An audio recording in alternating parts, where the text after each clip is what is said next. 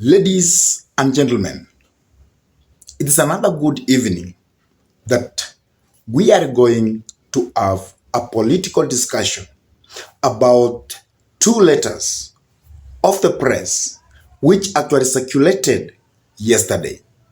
One letter was from Kenya Kwanza and another letter was from Azimio. And these two letters were actually saying that between President William Samoei Ruto and Raila Amolo Odinga, they have actually brokered a deal so that they can have talks. And in these two letters, they had indicated that they were going to form 10 members. That means 5 members from each group, 5 from Azimio and another 5 from Kenya Kwanza. And in these two letters, there's one thing I noticed, that one letter, that is means from Azimio, was saying that the former president Olusegun Obasanjo was actually going to mediate between them. And the other letter from Kenya Kwanza had actually omitted the person who was going to be a mediator. And Raila Amolo Odinga has always come out to say that he cannot enter into a dialogue between him and President William Samoei Ruto without a mediator coming in between. And the committee which actually was to be formed, 4 members were going to be from outside parliament. That means 2 from the side of Azimio, 2 from the side of Kenya Kwanza. The members, 2 were going to be outside from parliament. But when I was reading these 2 letters, I actually noted that there is a disagreement between these 2 parties.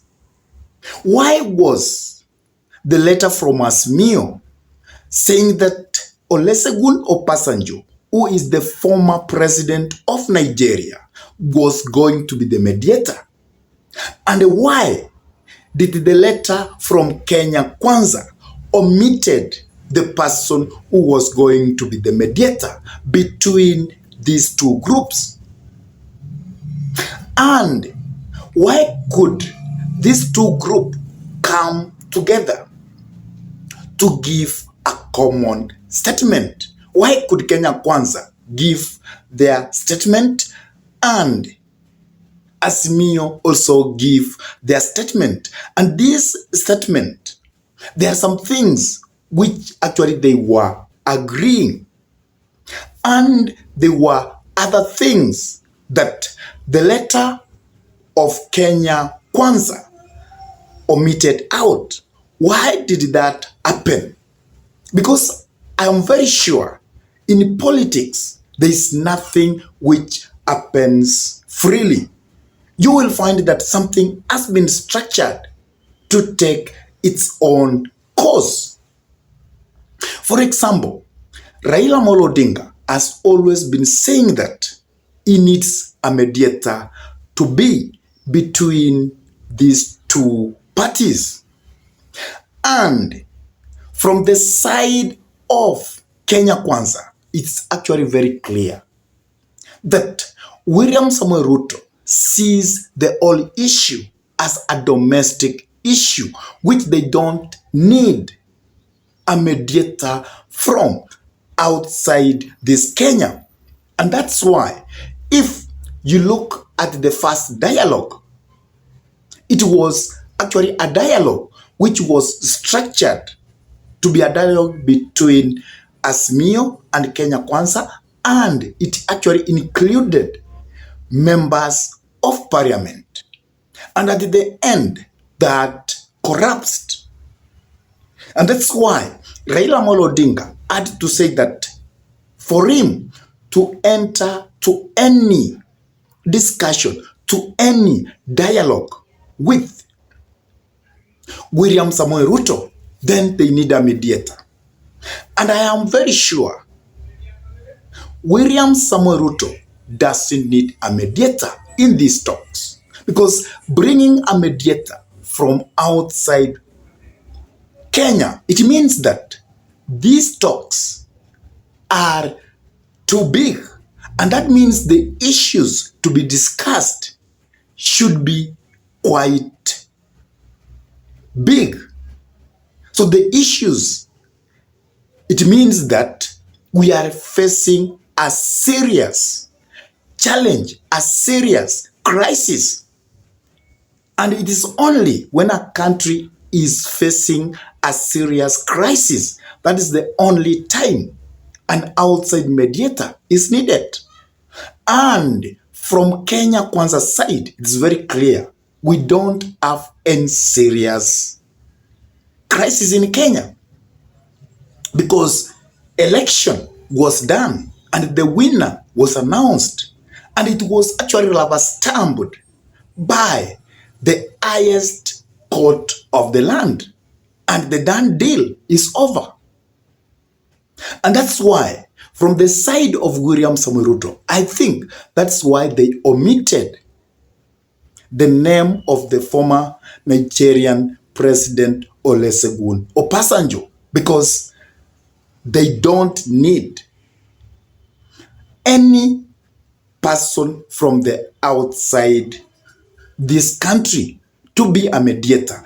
This is a domestic issue which can be handled by the Kenyans. And that's very clear with William Samoei Ruto. So for me, I see these two individuals, these two gentlemen, these two parties, Azimio and Kenya Kwanza, have not reached any deal. And this deal they have said they are brokered is going to collapse even before it starts. I don't know what's your take about all this.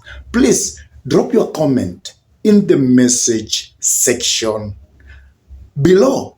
And if this is your first time to bump into this YouTube channel, I request you kindly to take a minute or two and subscribe to this YouTube channel.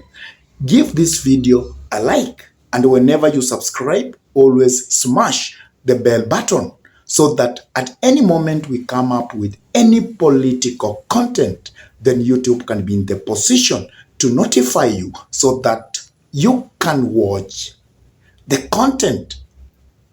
And if you are a lover of politics, then this is a political channel you don't need to miss, because we give you political discussion or political analysis. We give you news brief. We give you breaking news as we receive them.